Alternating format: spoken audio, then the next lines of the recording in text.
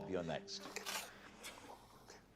On a dark winter's night, I once broke into the garden of the local witch's house and was shocked by what I found there. Oh! I thought he said I was shot. I was like, what? How is that so casual? All right. And was shocked by what I found there. David, Steve. OK, at what point... There's a lot of questions, isn't there? At what point in your life did this happen? I'm going to guess somewhere between when I was 11 and 13. 12? Right. I'm going to say 12. And you say the local witch's house. What do you mean by that? I mean, this is a very distant memory now. OK. It was the house not very far from me where all the kids said that the witch lived. And who did live there? I don't know their name. Right. I'll call them Mary Candles. It had hedges at the front, you know, it's like uncut hedges, a front gate covered with hedging, and it said on the front gate, it said simply the words, "No thanks." No, really? So that's quite creepy, isn't it? Can I ask a question? You started that with saying you were shocked by what you saw there. Yeah. Yes. So shocked by what I found there. So what did you find there? I'm not comfortable with telling you that just yet. Sorry, I'm not. This is going so far, it's got to be a lie, isn't it? Let me just say, it does not have to be a lie. 100%. Whatever he says, however absurd, it could still be true. However plausible, it could still be a lie. Essentially, what we are doing for this section is entirely futile. Right. We will talk for a bit, then we will guess, and then it will be over.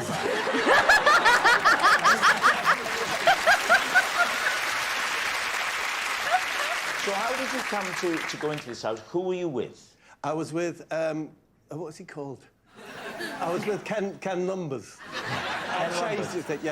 Yeah. Ronnie Calculator's son. The vibe is, it's very unkempt, it's the gardening, because as we all know, Lee, yeah, witches hate gardening, wizards hate plumbing. So we knew it was a female residence. OK.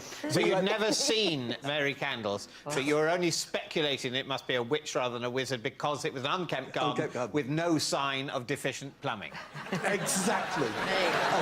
You know, we wanted to be the first people who said, no, we penetrated, you know, its boundaries. Yeah. We went into the front lawn, down a gate to the side, past the bins, past the back door, yeah? And then to the window where there was a light on, a big picture window, looked inside, and that's when we saw this extraordinary sight. Well, extraordinary to us as 12-year-olds. What was it? You've got to say. It was a tiny, tiny horse. And I'm not saying it was watching television, that was all that was in the room. It was a tiny horse and a television on. I did get in the house. You got in the house? Yes, Mrs. Candles came out. Right. Yes, and she said to me, Oh my God, I love how David, every time Bob speaks, has a meltdown, but also he gets so invested. Look at him. Yes, Mrs. Candles came out. Right. Look at his face. Yes, and she said to me, you're one of the Mortimer boys, aren't you? Were you? Yeah. Mortimer boys, aren't you? Look at he's so Were you? invested. Yeah. Absolutely. So Ken said.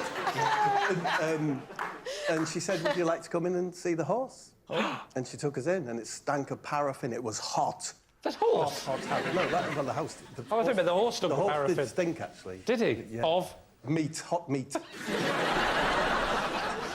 As we were looking at the horse, I always remember this, she came in and she had a toilet seat in her hand. And she said, if I gave you some money, do you think you could get rid of this for me? What did you do with it? Just threw it on our way home, just threw it somewhere else, I imagine. Did she say what the horse's name was? Max. Yes. You'd have thought minimum. All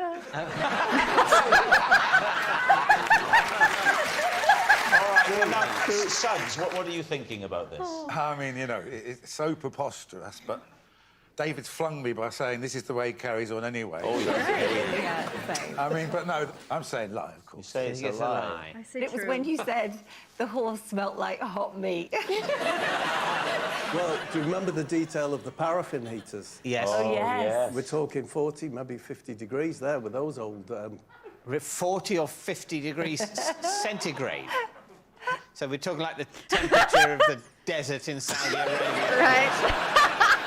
Did you ever see Mary Candles again? No, never. Never saw her again. Never saw her again. She probably melted in that heat. Right?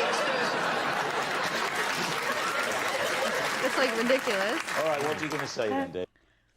Especially for heating? What? I'm gonna go with true. First of all, it's Bob, all right? So people have let me know in the comments and stuff that they know how to read him. They totally can tell when he's lying and not. I can't.